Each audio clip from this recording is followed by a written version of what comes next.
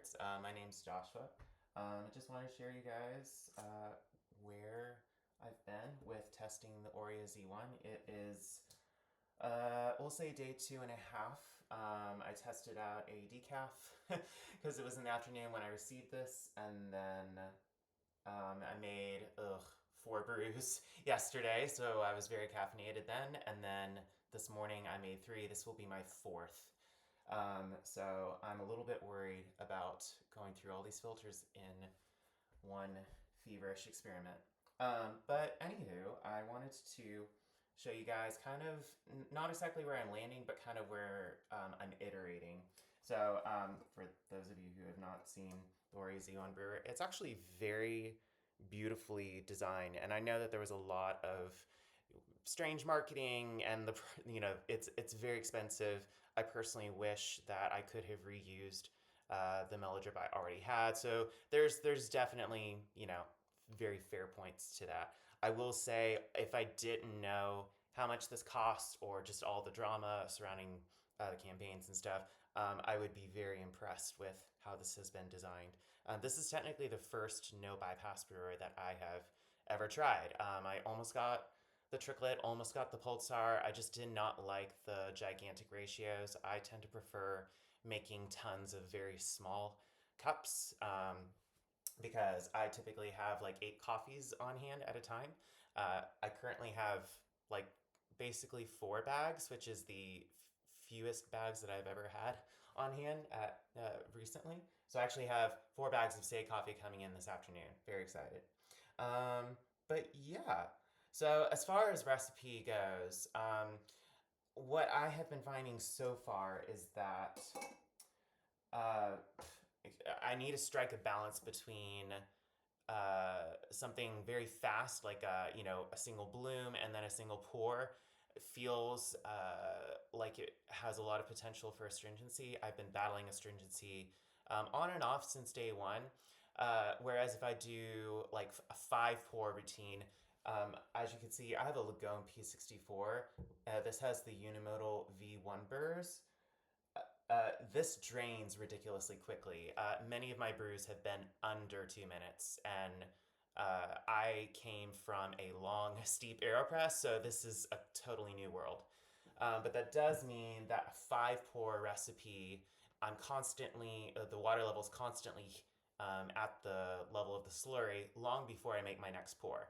So I have been finding that something like the Lazy Sunday, which is a 3 pour technique, I've been finding that to be a little bit closer to sane. I do have to do my last pour 20 seconds earlier than they suggest. So whereas they say like uh, let's see, your second pour or your pour after your bloom is supposed to happen at like 140, and then you're supposed to introduce your last pour at 140 or 145. I'm having to do my last pour at 120, and the brew finishes at like 2 to 2:15, very quick. The kinds of coffees that I'm dealing with are things like the washed hydrangeas. The brew I made earlier this morning that I absolutely loved through this brewer is the Natural Elita. This thing is a floral bomb. It's amazing. But yeah, I'm going to show you guys how this recipe is working and kind of what I've been experiencing over the past several brews, which is the flavor profile.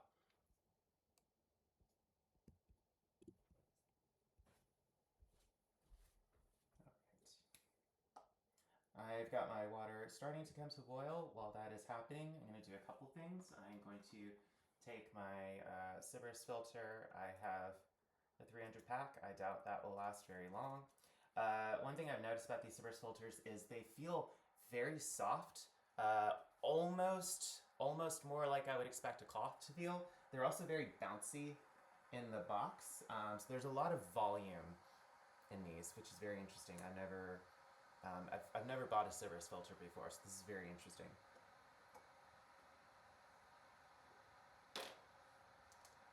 I do love how easy it is to screw the Orea in shut.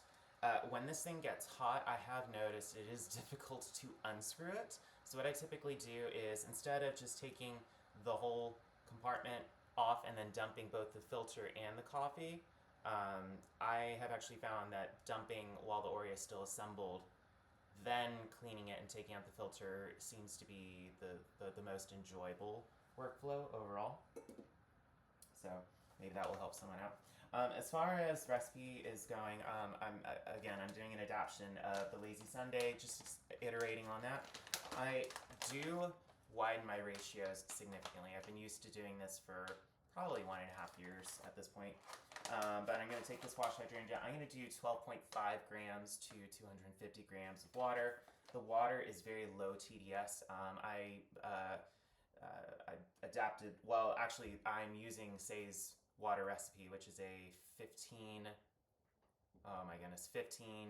TDS of buffer and then 35 of general hardness. So total of 50 TDS. Very, very soft water.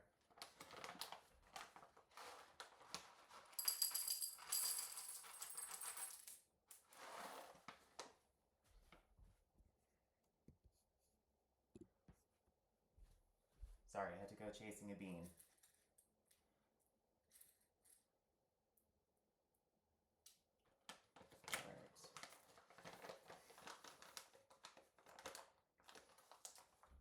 As far as settings on my setup, obviously my setup is very different than yours.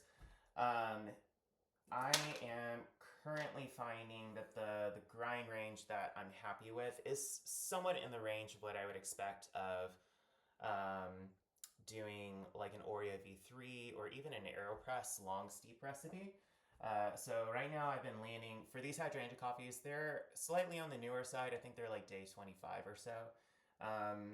I think 6.7 is where I'm landing right now. We'll see how this happens. The washed coffees give me a lot more information than the heavier processed ones. So this could be horrible.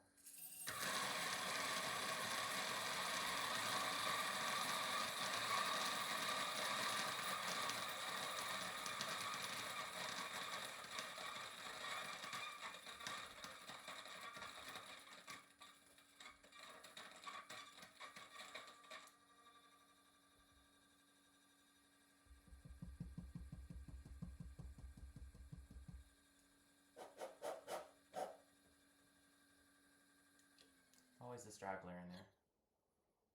I barely clean this thing though, so it does very well. I do really love the Lagom. Alright. As Lance has noted, you will get a little bit of grounds potentially on those little teeth that hold the mellow drip up. It's not a huge deal to me, to be honest, but you know, it could bother you. Alright, and then we're going to shake the flat. Yeah. Can usually get that about right the first try.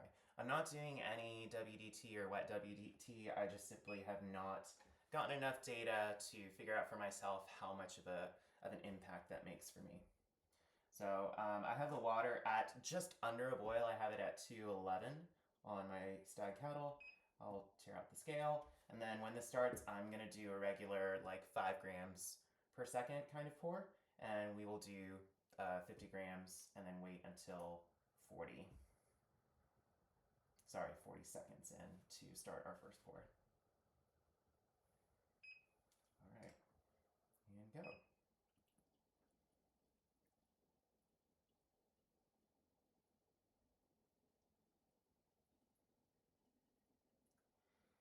right, I'm going to do a shake.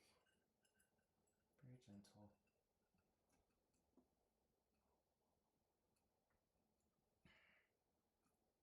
Yeah, this thing drained within like 5 seconds on this. And I've got about 10 more seconds until I'm going to do 100 grams in for my next pour for a total of 150.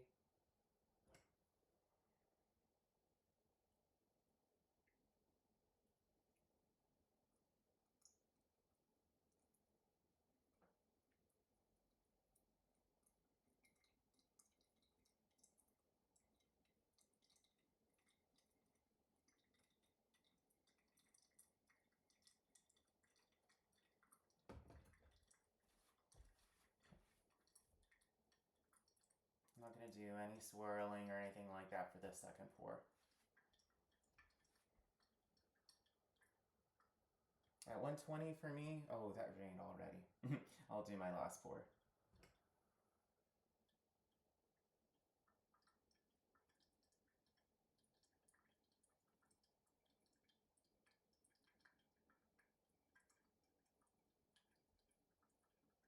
Interestingly, the wash coffee is draining faster than my natural. Just a little surprising to me. Okay, now I will shake this.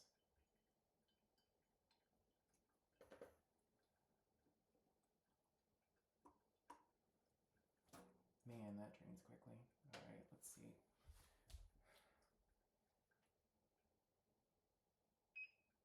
That stopped almost on the dot at 2 minutes. So clearly for me, the limiting reagent is not going to be drawdown time. These brews do come out heavily aromatic. You can actually taste the, it really amplifies the florality. There's kind of a raw, juicy quality to these. Yeah. Wash coffees never smell the most interesting to me.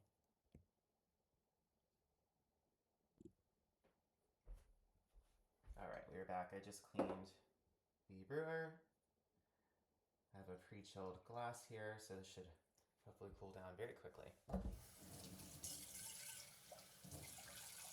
While this is cooling, a few notes about just the general workflow and particularly cleaning.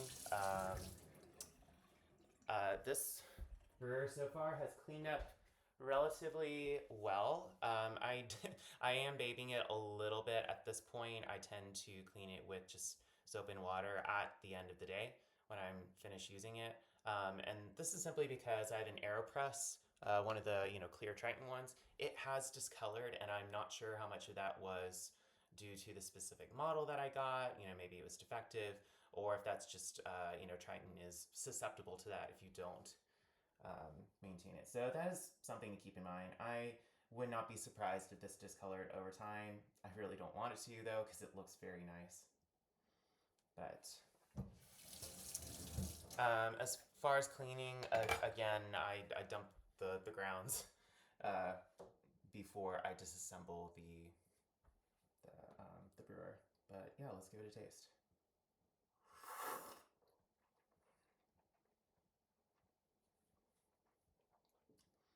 Okay, so this is definitely in the ballpark. This is, I'm told, a bit more of a subtle coffee. Tasting notes, they have rosemary flower, juniper, and citrus for this one. This is a more herbal, more spicy coffee. The juniper, I think, is kind of suggesting there is a berry tone to it, but it is very gentle. Very gentle, kind of just purple fruit quality there. I'm not sure if I'm using the correct terminology. So I'm getting all of that in here. I'm also getting an added, I just call it flavor volume. Like there's just more going on here, more raw stuff. It does come across as more juicy, more mouth-filling. Doesn't necessarily mean that it's perfectly balanced.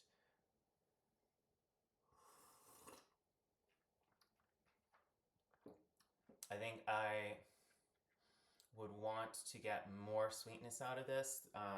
This is maybe a little bit tame and not really going in a particular direction of like raw juiciness or really mellow and rounded and plump kinds of sweetness. So, but it's not a bad brew. I think I've only had one brew that was actually revolting from this brewer. It does seem to do a very good job of just pulling out all the flavors and doing so in a very surprisingly efficient way. And again, this is my first no bypass brewer experience, but it's been very good so far. I definitely have not dialed this into any level of satisfaction compared to other recipes and brew methods that I've done. As I mentioned, I have an Orea V3. That has been my go-to for actually only a few weeks. Before that, it was an AeroPress. It was like a 5-minute recipe. I hated the long steep times, but the flavor profile was great. That was something I went back and forth with Say actually, because they also do a similar kind of recipe. But yeah, I'm really excited to see what happens as I get this dialed in. It's really interesting just the fact that this brewer is a small capacity, so it appeals to someone like me who wants to go through several coffee experiences in one day. But then the filters, and I don't know anything about the pulsar. I'll have to try those out and maybe cut those to size and compare and contrast. But yeah, the fact that this drains so quickly, it certainly increases the flexibility of what I'm able to do. A big theme that I'm trying to work through is I've had a lot of brews that are very astringent. I noticed this probably more on the wash coffees, obviously, because they're a little bit more transparent in what they present. So currently working through that, I'm very intrigued and curious to see how people are addressing that issue of astringency, and also kind of, yeah, how your dialing in experience is going. But anyway, hope this was interesting. I know it was probably very long, and have a great day.